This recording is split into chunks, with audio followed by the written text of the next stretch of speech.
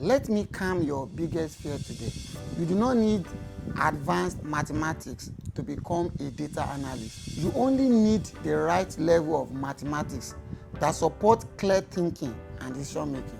If you can understand percentages, trends, comparison, and simple calculation, you already have the mathematics foundation for analytics. Let me show you how.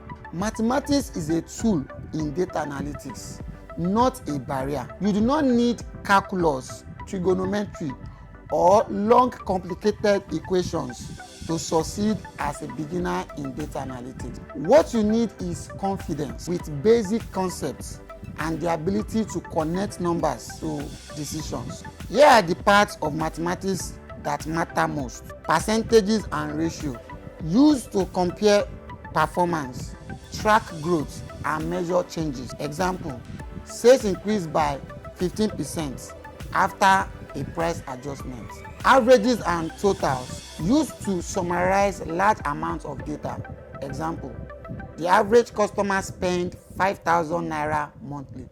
Trends and patterns, used to understand how numbers change over time. Example, customer complaints rise every December due to delivery pressure. Basic probability, used to estimate the chance of an event happening. Example, 20% of customers who buy once return within 3 months. Logical thinking, used to connect problem to answers. Example, if customer retention drops after poor support, improve support to stop revenue loss.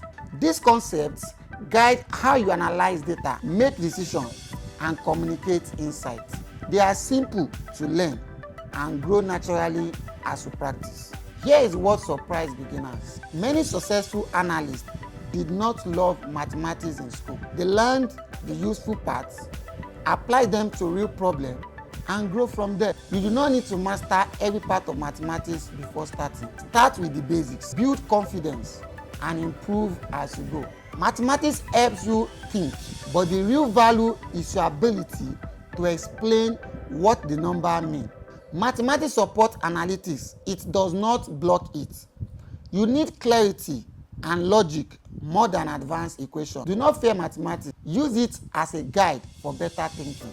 Analytics is not about being a mathematician, it is about making decisions with data. If fear of mathematics has been holding you back from data analytics, 35 is here to guide you step by step. So make the mathematics simple, practical, and connected to real business problems so you can learn confidently and grow. To get started, type data in the comment or visit www.tech365.ng.